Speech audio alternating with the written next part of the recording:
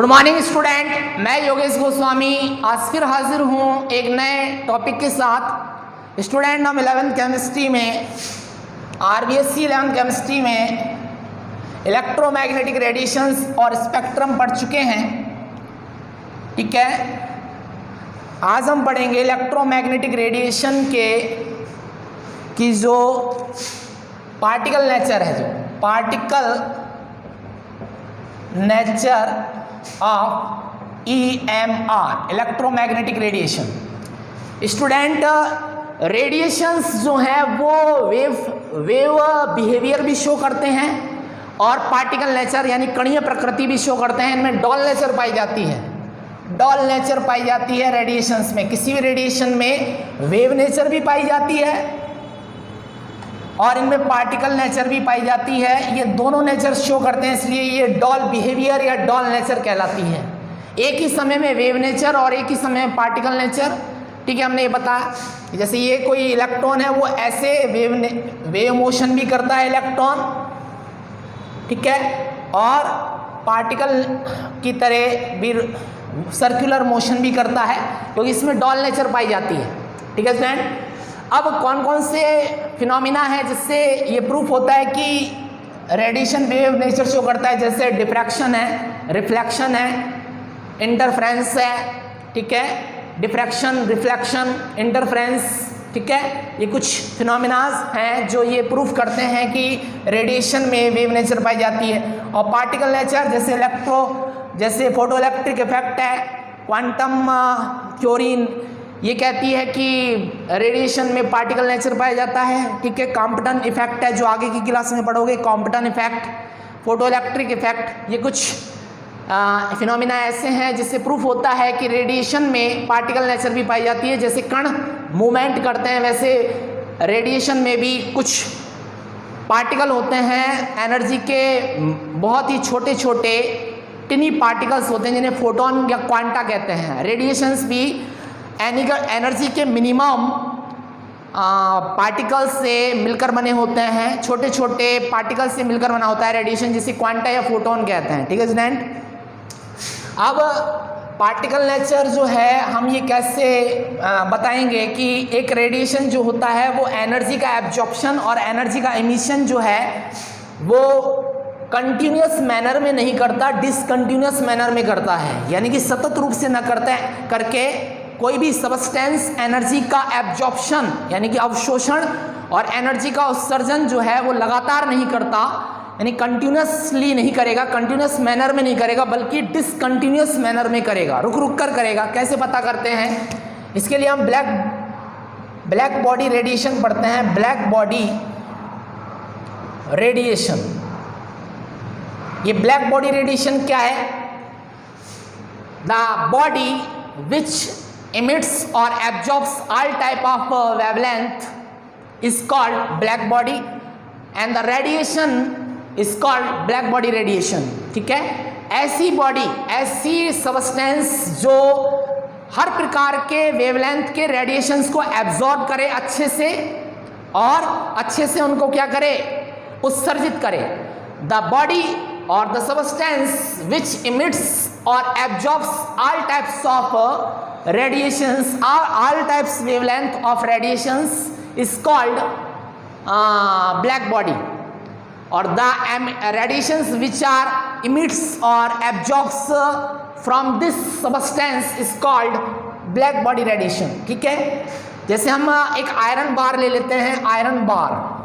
अब इसको iron bar को हम हीट करेंगे। Iron bar is heated in furnace, एक फ्लेम देंगे, इसको हीट करेंगे तो ये आयरन बार जो है, कभी देखा होगा लोहारों को जब वो किसी भी आयरन बार को, लोहे की चीज़ को गर्म करते हैं तो सबसे पहले ये क्या होता है, सबसे पहले ये किस कलर में चेंज होता है? रेड। ठीक है, और ज़्यादा हीट करेंगे, when the iron bar is heated continuously and more it becomes convert into more red, थोड़ा और डार्क रेड में कन्वर्ट हो जाएगा, डार्क रेड।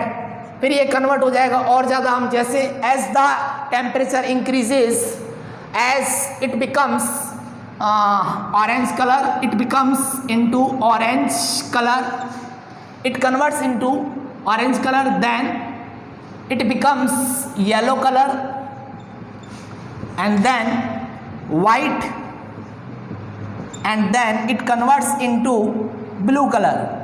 ठीक है स्टूडेंट, अर्थात हम जानते हैं कि रेड कलर की जो वेवलेंथ है वो सबसे ज़्यादा होती है, मैक्सिमम होती है, और फ्रिक्वेंसी सबसे कम होती है, और ब्लू कलर की जो वेवलेंथ है वो सबसे मिनिमम होती है।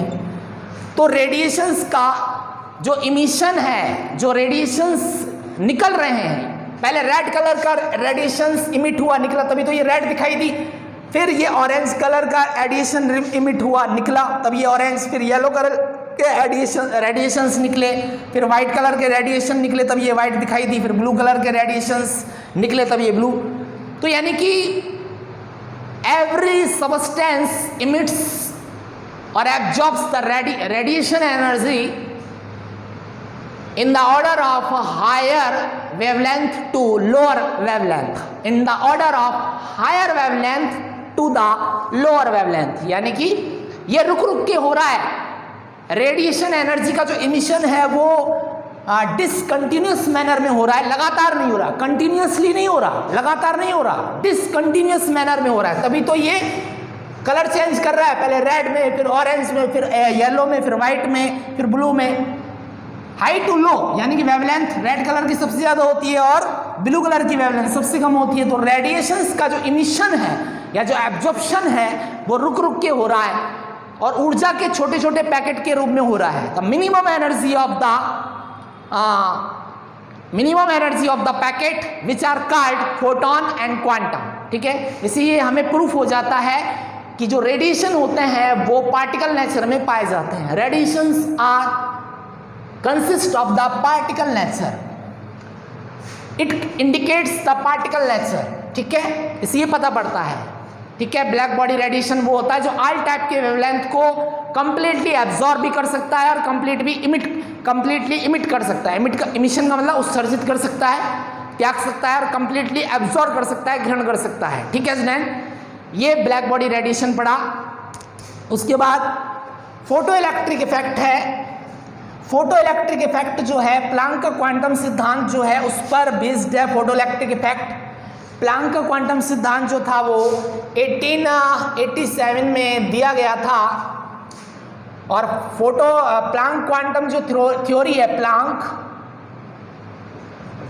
क्वांटम थ्योरी, वो ये कहती है कि एनर्जी रेडिएशन का इमिशन और एब्जॉर्प्शन ऊर्जा के एनर्जी के मिनिमम पैकेट के रूप में होता है, जिसे हम क्वांटा या फोटोन कहते हैं। क्वांटा और फोटोन कहते हैं, यानी कि रेडिएशन ऊर्जा के छोटे छोटे पैकेट से मिलकर बने होते हैं, जिन्हें क्वांटा या फोटोन कहते हैं। और क्वांटा या फोटोन की जो एनर्जी होती है वो उसकी फ्रिक्वेंसी के प्रोपोर्शनल होती है। फ्रिक्वेंसी, एनर्जी बढ़ेगी तो फ्रिक्वेंसी बढ़ेगी, एनर्जी घटेगी तो फ्रिक्वेंसी भी घटेगी। और E is equal to H new.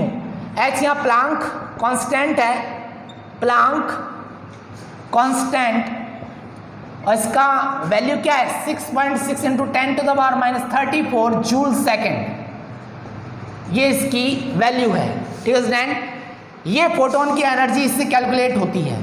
ठीक है, अब फोटो इलेक्ट्रिक इफेक्ट जो है वो दिया गया है, साइंटिस्ट आइंस्टीन थे, उन्होंने दिया था। और ये भी, इससे फोटो इलेक्ट्रिक इफेक्ट से भी ये प्रूफ होता है कि रेडिएशंस जो हैं वो पार्टिकल नेचर शो करते हैं। क्या होता है कि जैसे कोई मेटल है, मेटल जैसे सीजियम या रूबिडियम या पोटेशियम से मिलकर बना हुआ है कोई मेटल। ठीक है,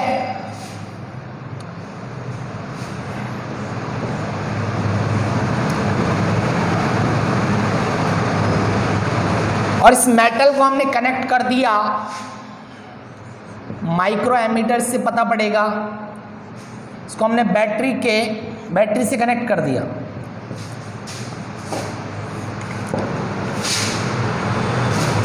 और इस पर हम लाइट डालेंगे, फोटोन का रेडिएशन इसके ऊपर पड़ेगा।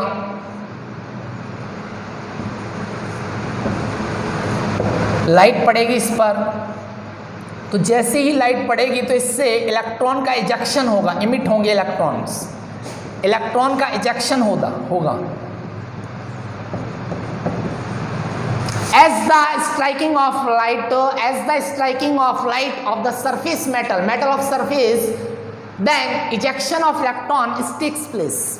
ठीक है, जैसे ही लाइट की स्ट्राइकिंग होगी, लाइट इस पर पड़ेगी, वैसे ही उसी टाइम इलेक्ट्रॉन का इजेक्शन होगा, इलेक्ट्रॉन्स मूवमेंट करेंगे, धातु की सरफेस से इलेक्ट्रॉन निकलेंगे, अर्थात there is no time lag between striking of the radiation and the ejection of the electron, striking of the incident radiation and the ejection of the electron। यानी कि धातु की सतह पर लाइट जैसे ही पड़ते हैं उसी समय देन एंड देयर इलेक्ट्रॉन निकलने लग जाते हैं, इसमें कोई समय पश्चाता नहीं होती। There is a no time lag between striking of radiation and the ejection of electron, इसमें कोई टाइम नहीं होता, जैसे ही पड़ेगा वैसे ही इलेक्ट्रॉन निकलेंगे। ये इलेक्ट्रॉन फोटो इलेक्ट्रिक इलेक्ट्रॉन कहलाते हैं। इससे जो करंट बनता है उसे फोटो इलेक्ट्रिक करंट कहते हैं या फोटो इलेक्ट्रिक इलेक्ट्रिसिटी कहते हैं। और this effect is called photo electric effect, photo electric effect.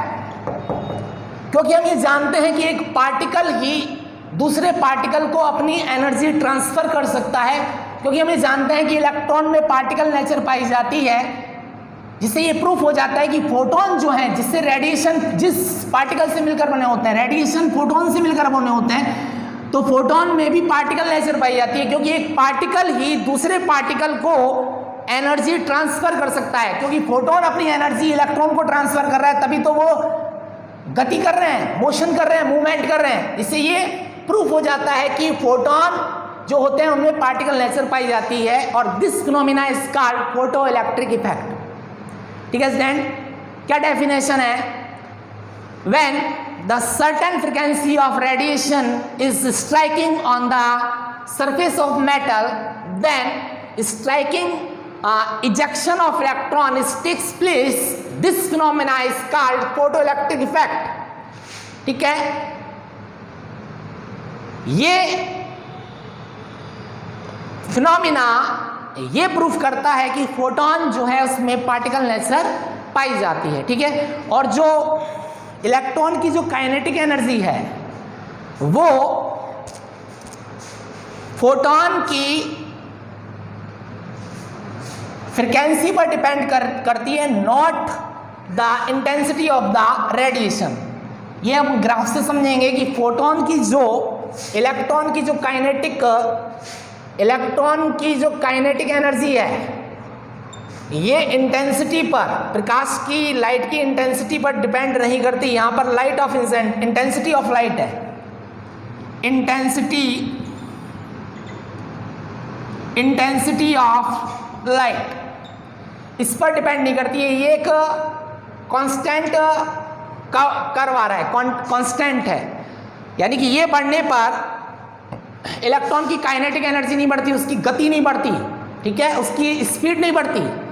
Intensity का मतलब होता है कि एक पर यूनिट सरफेस पे number of photons which are falling per surface area, यानी कि पर सरफेस एरिया पर पड़ने वाले फोटोन की संख्या को इंटेंसिटी कहते हैं।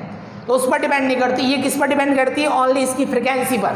फ्रीक्वेंसी बढ़ेगी तो इलेक्ट्रॉन की जो स्पीड है वो बढ़ेगी, उसकी काइनेटिक एनर्जी बढ़ेगी। जैसे यहाँ हम ले लेते हैं वाई एक्सिस पर काइनेटिक एनर्जी ऑफ इलेक्ट्रॉन, ये डिपेंड करती है फ्रीक्वेंसी पर, न्यू ऑफ रेडिएशंस या लाइट, प्रकाश की आवृत्ति पर डिपेंड करती है। ये क्या है? यहाँ ये क्या है? थ्रेशोल्ड फ्रीक्वेंसी है। Threshold frequency, new is the threshold frequency, यानी कि वो निश्चित न्यूनतम आवृत्ति जिससे कम आवृत्ति पर धातु की सतह से इलेक्ट्रॉन नहीं निकलते। एक निश्चित आवृत्ति वाला प्रकाश पड़ता है जब भी धातु की सतह से इलेक्ट्रॉन निकलते हैं, फोटो इलेक्ट्रिक इफेक्ट होता है। ठीक है ना। Threshold energy is the minimum required energy, minimum certain energy which are needed the ejection of electron is takes place from the surface of the metal, ठीक है। threshold frequency is the minimum required frequency which are needed of the ejection of electron from the surface of metal, यानी इससे कम आवृत्ति वाला प्रकाश अगर metal की surface पे पड़ेगा तो इलेक्ट्रॉन नहीं निकलेंगे, गति नहीं करेंगे, इसे कहते हैं थ्रेशोल्ड फ्रीक्वेंसी, ठीक है स्टूडेंट। ठीक है स्टूडेंट, आज की वीडियो हमारी यहीं समाप्त होती है।